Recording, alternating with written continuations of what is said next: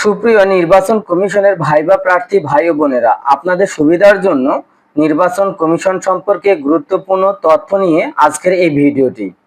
আর এই ভিডিওটির মাঝেই আমি বলে দিব যে নির্বাচন কমিশনের ভাইবা ভালো করার ট্রিক্স। তাই ভিডিওটি শুরু থেকে শেষ পর্যন্ত দেখতে থাকুন। চলুন তাহলে শুরু করা যাক।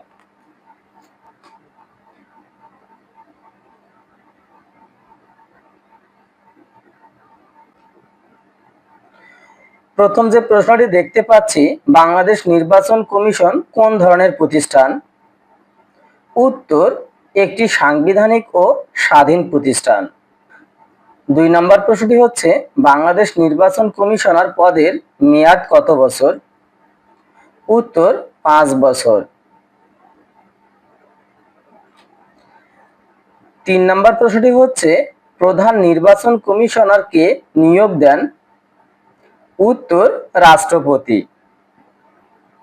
৪ নম্বর প্রশ্নটি হচ্ছে, বাংলাদেশের প্রথম প্রধান নির্বাচন কমিশনার কে ছিলেন? উত্তর, বিচারপতি এম ইদ্রিস।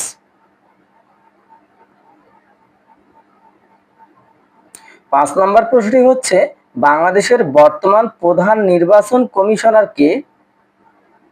উত্তর, A M M Nasir Uddin.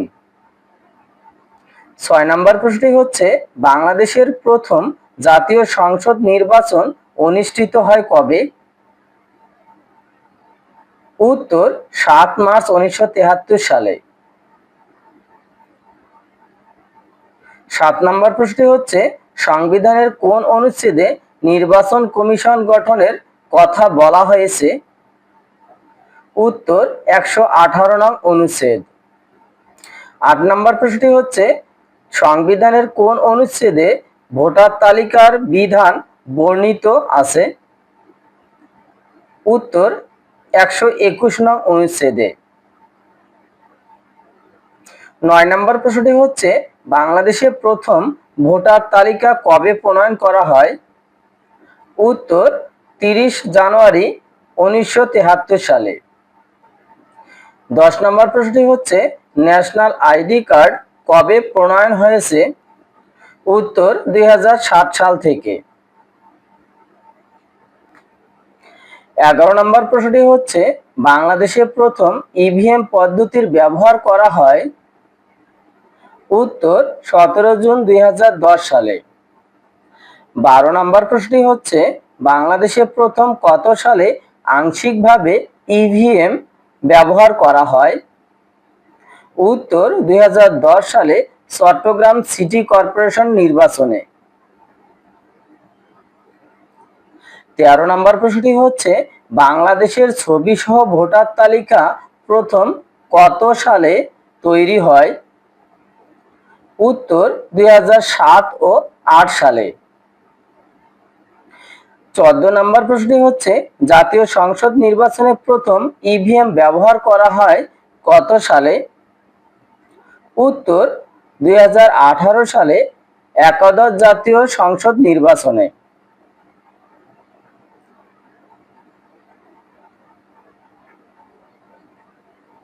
১৫ নম্বর প্রশ্নটি হচ্ছে, বাংলাদেশে ইভিএম এর উদ্ভাবক কে? উত্তর, প্রকৌশলী ডক্টর এস এম লুৎফুল কবির। ১৬ নম্বর প্রশ্নটি হচ্ছে, ইভিএম এর পুনরূপ কি? উত্তর, ইলেকট্রনিক ভোটিং মেশিন। ১৭ নম্বর প্রশ্নটি হচ্ছে, বিশ্বের প্রথম ইভিএম পদ্ধতি চালু হয় কবে? উত্তর, ১৯৬০ সালে। ১৮ নম্বর প্রশ্নটি হচ্ছে, বিশ্বের প্রথম ইভিএম পদ্ধতি চালু হয় কোথায়? উত্তর, মার্কিন যুক্তরাষ্ট্রে।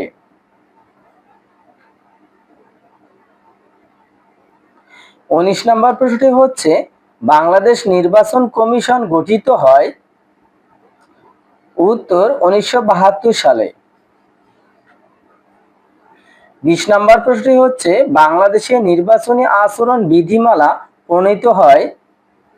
উত্তর, ১৯৯৬ সালে।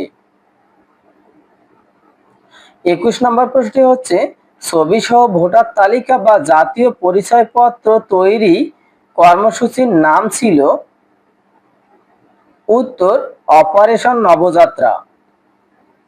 22 নম্বর প্রশ্নটি হচ্ছে জাতীয় ভোটার দিবস? উত্তর 2 মার্চ। 23 নম্বর প্রশ্নটি হচ্ছে বাংলাদেশের ভোটার হওয়ার সর্বনিম্ন বয়স? উত্তর 18 বছর।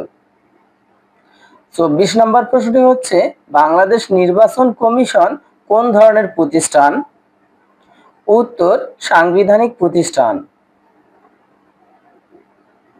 25 নম্বর প্রশ্নটি হচ্ছে বাংলাদেশের জাতীয় সংসদের মোট আসন? উত্তর 350টি। 26 নম্বর প্রশ্নটি হচ্ছে জাতীয় সংসদের 1 নং আসন কোনটি? উত্তর পঞ্চগড়। 27 নম্বর প্রশ্নটি হচ্ছে জাতীয় সংসদের 300 নং আসন কোনটি? উত্তর বান্দরবান। 28 নম্বর প্রশ্নটি হচ্ছে ভোটার হিসেবে অন্তর্ভুক্তির যোগ্যতা সংবিধানের কত অনুচ্ছেদ? উত্তর 122 নং অনুচ্ছেদ।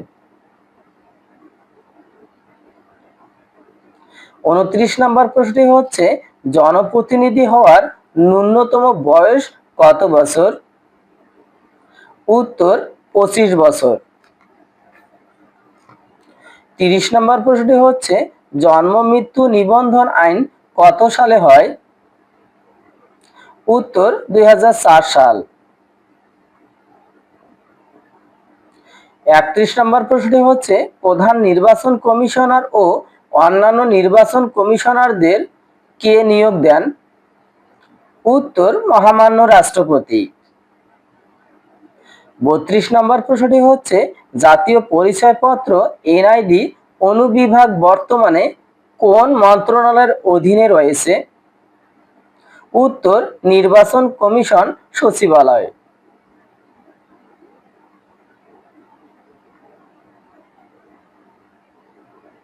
33 নম্বর প্রশ্নটি হচ্ছে নির্বাচন কমিশন সচিবালয়ের প্রধান প্রশাসনিক কর্মকর্তার পদবি কি? উত্তর সচিব। 34 নম্বর প্রশ্নটি হচ্ছে নির্বাচন কমিশন সচিবালয় কোন ধরনের বিভাগ? উত্তর একটি স্বতন্ত্র সচিবালয়।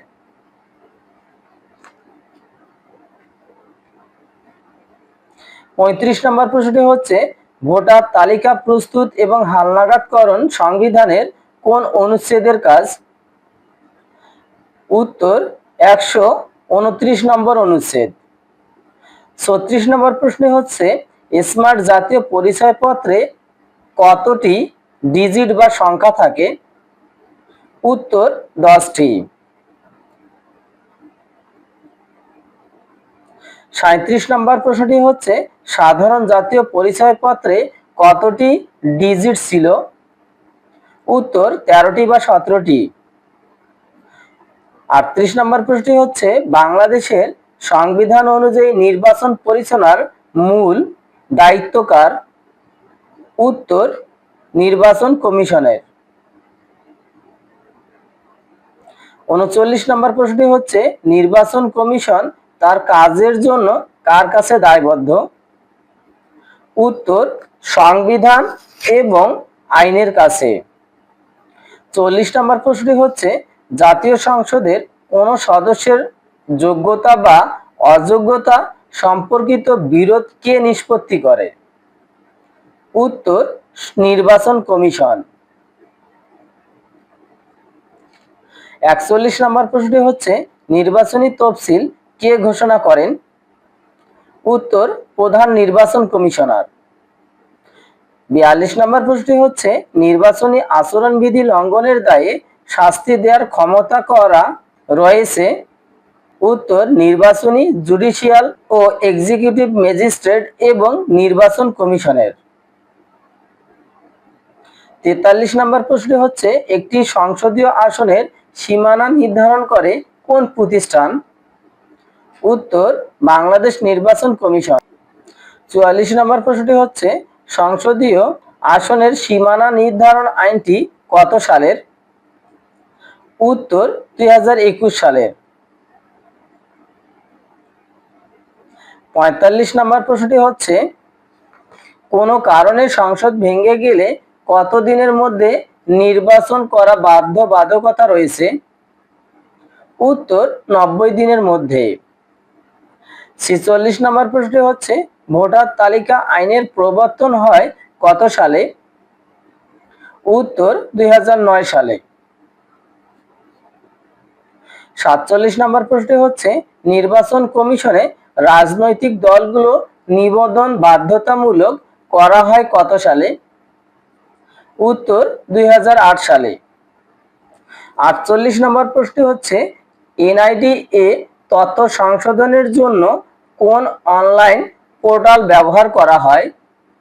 উত্তর nidw.gov.bd।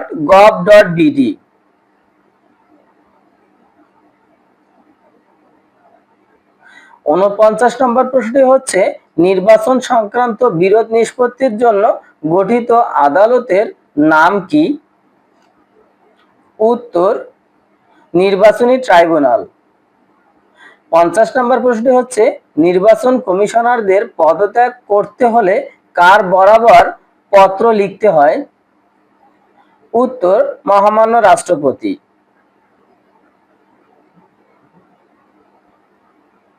51 নম্বর প্রশ্নটি হচ্ছে, নির্বাচন কমিশনের হেল্পলাইন নম্বর কত? উত্তর 105। 52 নম্বর প্রশ্নটি হচ্ছে, রাজনৈতিক দলগুলোর নির্বাচনী প্রতীক বরাদ্দ দেয় কোন প্রতিষ্ঠান? উত্তর নির্বাচন কমিশন। 53 নম্বর প্রশ্নটি হচ্ছে, ভোটার তালিকায় নাম অন্তর্ভুক্তির জন্য কোন ফর্ম পূরণ করতে হয়? উত্তর ফর্ম 2। 54 নম্বর প্রশ্নটি হচ্ছে, ভোটার স্থানান্তরের জন্য কোন ফর্ম ব্যবহার করতে হয়? উত্তর ফর্ম 13। 55 নম্বর প্রশ্নটি হচ্ছে, জাতীয় পরিচয়পত্র এনআইডি হারানোর পর ডুপ্লিকেট কার্ডের জন্য কোন ফর্ম পূরণ করতে হয়? উত্তর ফর্ম 6। 56 নম্বর প্রশ্নটি হচ্ছে, নির্বাচন কমিশনের ডাটাবেজের নাগরিকদের কোন ধরনের বায়োমেট্রিক তথ্য সংরক্ষিত থাকে? উত্তর 10 আঙ্গুলের ছাপ, চোখের আইরিশ স্ক্যান এবং ডিজিটাল ছবি।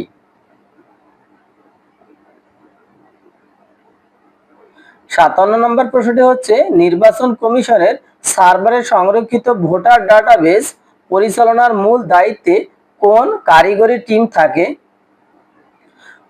উত্তর সিস্টেম অ্যানালিস্ট, প্রোগ্রামার এবং ডেটা এন্ট্রি অথবা আইসিটি উইং।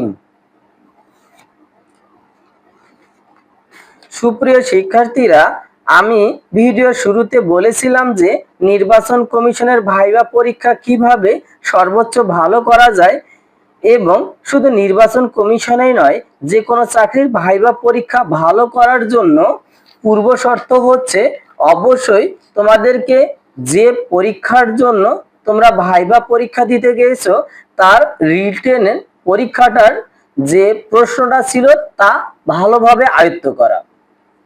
আমার পূর্ববর্তী অভিজ্ঞতা থেকে আমি বলতে পারি, যতগুলো আমি ভাইভা পরীক্ষা ফেস করেছিলাম তা লিখিত পরীক্ষায় যে প্রশ্নগুলো ছিল তার মধ্য থেকেই বেশি প্রশ্ন তারা ধরেছিল। অভিজ্ঞতা থেকেই আমি বলতে পারি যে তোমাদেরকে অবশ্যই যে পোস্টের জন্য তোমরা পরীক্ষা দিতে যাচ্ছ এই নির্বাচন কমিশনে, ঠিক এই নির্বাচন কমিশনের ওই পোস্টার এগেইনস্টে যে রিটেন পরীক্ষাটা হয়েছিল তার প্রশ্নপত্রটা ভালোভাবে আয়ত্ত করা। আর যদি তোমরা ভালো করে আয়ত্ত করে যেতে পারো, অবশ্যই অবশ্যই তোমরা ভালো করে ভাইভা পরীক্ষাটা দিতে পারবা।